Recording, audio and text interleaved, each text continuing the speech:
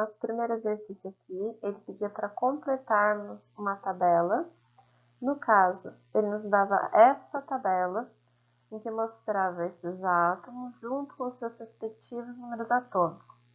Ele pedia para dar a configuração eletrônica nos subníveis, ou seja, diagrama de Linus-Pauling, e distribuição nos níveis de energia. Essa distribuição dos níveis de energia nada mais é do que você mostrar quantos elétrons você tem na camada K, ou camada 1, camada L, camada 2 e assim por diante. Lembrando que essa nossa distribuição, de acordo com o diagrama de Linus-Pauling, basta a gente ir seguindo o diagrama até que a soma dos elétrons dê o total de elétrons que você tem no seu átomo. No caso, como todos os nossos átomos são neutros, o nosso número atômico, que é o número de prótons, acaba sendo equivalente ao nosso número de elétrons. Por isso que aqui, para o nitrogênio, nós temos número atômico 7. Então, eu tenho que fazer a configuração eletrônica, a nossa distribuição, até a soma dos elétrons dar 7. Por isso fica 1s2, 2s2, 2p3. Somando tudo aqui, 7 elétrons. Agora, em questão de níveis de energia, nós sabemos aqui que camada 1, que é a K, temos 2 elétrons, portanto, K igual a 2.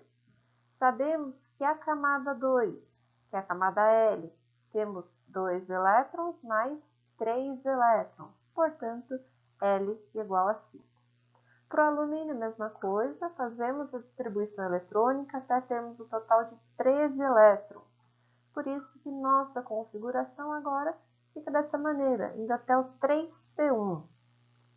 Pensando na questão das nossas camadas, nossos níveis de energia, temos aqui 2 na camada 1, temos 8 elétrons na camada 2, porque camada 2, que é a L, temos 2s2 e 2p6, então temos 8 elétrons no total.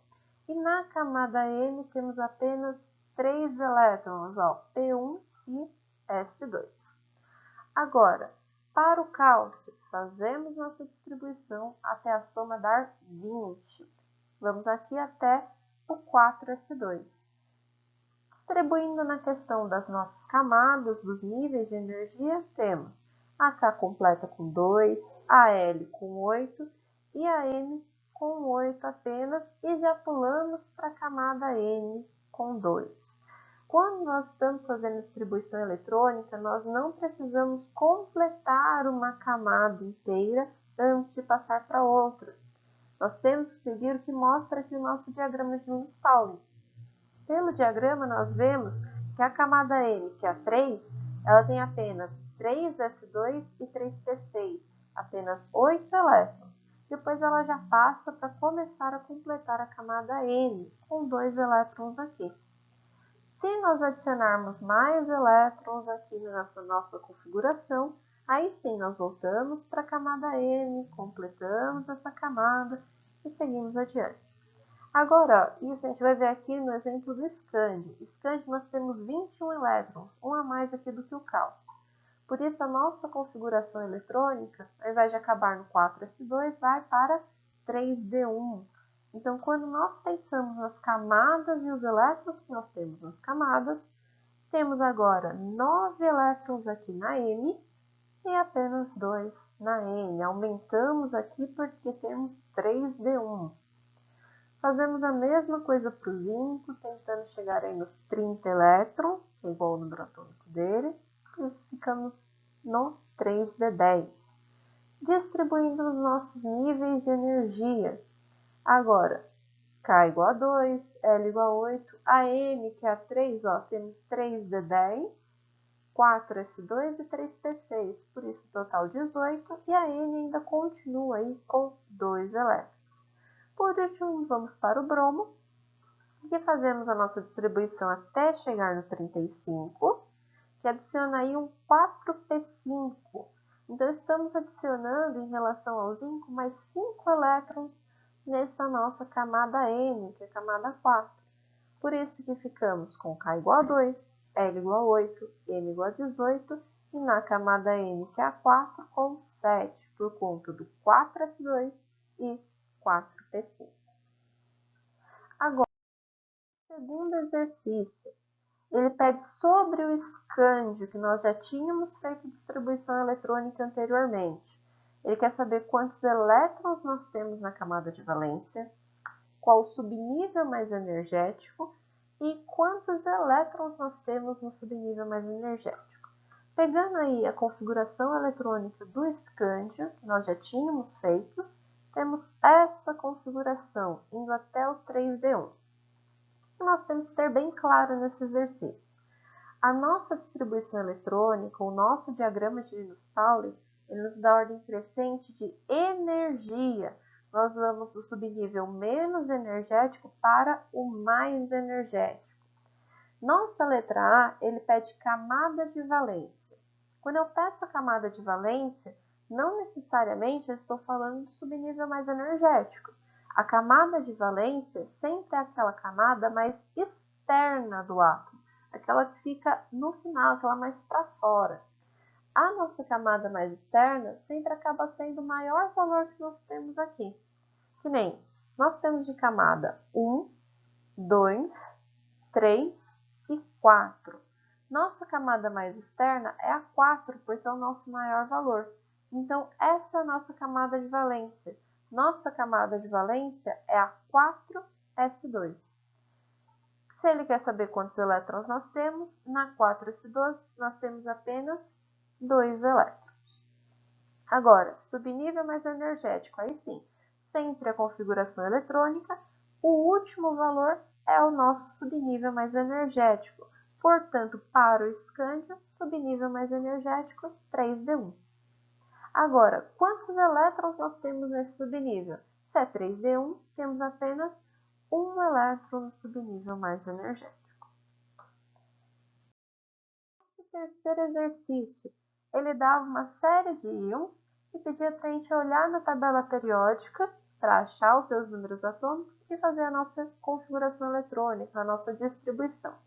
Os íons que ele dava eram de sódio, magnésio, cálcio, flúor e enxofre. Olhando a tabela, nós temos esses números atômicos. Se os nossos átomos fossem neutros, nosso número atômico seria a quantidade de elétrons. Porém, aqui nós temos íons. Então, nós temos que lembrar que nós vamos ganhar elétrons ou perder elétrons. Isso vai influenciar na nossa configuração eletrônica. É interessante notar o seguinte: nenhum desses elementos que nós temos aqui é um metal de transição. Se nós tivéssemos um metal de transição, nós não poderíamos simplesmente ver quantos elétrons nós temos no total e fazer a nossa distribuição até dar a soma desses elétrons.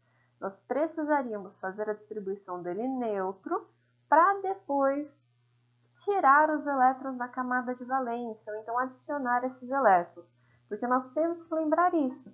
Nós sempre adicionamos e tiramos elétrons da camada de valência, e nem sempre a camada de valência é o subnível mais energético. E essa situação ela sempre acontece nos nossos metais de transição. Por isso, neles a gente tem que ficar esperto, porque não adianta pensar no total de elétrons e fazer a nossa distribuição. Agora, nos casos que nós temos aqui, a gente pode sim ficar tranquilo, só pensar no total e fazer a distribuição para chegar nesse total. Por isso, ó, se nós temos aqui o íon sódio, que se ele fosse neutro, teria 11 elétrons, porque ele tem 11 prótons. Mas como ele está em A+, ele perde um elétron, então ele fica apenas com 10. Então, nós fazemos a distribuição eletrônica até ficarmos com 10 elétrons. Mesma coisa para o magnésio. Era 12 elétrons que ele tinha se fosse neutro. Mg2+, então significa que eu perdi 2 elétrons, então eu também estou com 10. Por isso, a sua distribuição eletrônica tem que ser igual à do sódio, 1s2, 2s2 e 2p6. Cálcio segue a mesma lógica, tinha 20, só que agora perdi 2, por isso fica apenas com 18 e a minha nova configuração eletrônica fica dessa maneira. O nosso flúor, nós temos que lembrar que ele aqui é um ânion, então ao invés de estar perdendo elétrons, agora eu estou ganhando. Então, se ele neutro teria 9 elétrons, ganhei um elétron, fico com 10. 10 elétrons igual a quantidade do Na+, do Mg2+, então configuração eletrônica tem que ser a mesma. Enxofre tinha 16 elétrons nele neutro, ganhei 2, então agora fico com 18. Mesma configuração do íon do cálcio. Agora, no exercício, ele pedia para a gente fazer a distribuição eletrônica do átomo de ferro neutro e dos íons ferro 2+, e ferro 3+. Nós já havíamos feito esse exemplo quando estávamos explicando a teoria lá na lousa mesmo, então acho que não tem muita dúvida. Mas para tirar qualquer dúvida aqui, vamos resolver o exercício. Nós temos que lembrar o seguinte primeiro, que o ferro ele é um metal de transição. Como eu disse no exercício anterior, os metais de transição, a camada de valência não coincide com o subnível mais energético. Por isso, antes de nós tirarmos os elétrons para conseguir fazer a configuração dos íons, a gente precisa saber como é a distribuição eletrônica do nosso átomo neutro. No caso, o ferro ele tem 26 de número atômico, consultando a tabela periódica, 26 de número atômico. Se ele é neutro, então ele tem também 26 elétrons. Por isso que a distribuição eletrônica fazemos até a soma dar 26, terminando aqui no 3d6. Agora, quero fazer o íon ferro 2+. Preciso aqui retirar 2 elétrons. Acho a minha camada de valência e é da camada de valência que eu vou retirar esses elétrons. No caso, a camada de valência, ó, camada 1, 2, 3 e 4. Lembra, a camada de valência é a maior, então é a 4. Na camada 4, nós temos 2 elétrons. Então, se eu tinha 2 elétrons na camada de valência e estou perdendo 2, então significa que essa camada fica com 0. Portanto, na distribuição eletrônica do ferro 2+, eu não mostrarei o 4s2. Simplesmente vou do 3p6 para 3d6. Agora, se eu tentar fazer a configuração do ferro 3+, ferro 3+, eu preciso perder 3 elétrons. Vamos olhar aqui nele neutro, distribuição eletrônica. Camada de valência tinha 2. Perdi esses 2, ainda preciso perder mais um. Se eu não tiver mais a camada 4, minha próxima camada de valência é a 3. Pensando na ordem de subníveis, ó, S, P, D e F, nossa camada de valência sendo a 3, nós perderemos um elétron dela do subnível D, que é o subnível mais externo. Por isso que quando eu fizer a nossa distribuição eletrônica aqui para o ferro 3+, teremos 3p6 e 3d5. Tiramos aí os 3 elétrons, 2 da camada de valência 4, saiu camada de valência 4, temos agora a camada de valência 3, e o elétron restante tiramos aqui do subnível D, então ficou 3d5. Espero que vocês tenham conseguido tirar todas as dúvidas, corrigir os exercícios certinho. Se ainda tiver alguma coisa que não entendeu, alguma coisa que não ficou clara, pode entrar em contato comigo pelo e-mail que eu deixo aí no Maestro, ou então pela página do Instagram, pela conta que eu passei para vocês. Mas, qualquer dúvida, entre em contato durante o horário que nós teríamos a aula normalmente. E é isso, espero que tenham gostado e bons estudos!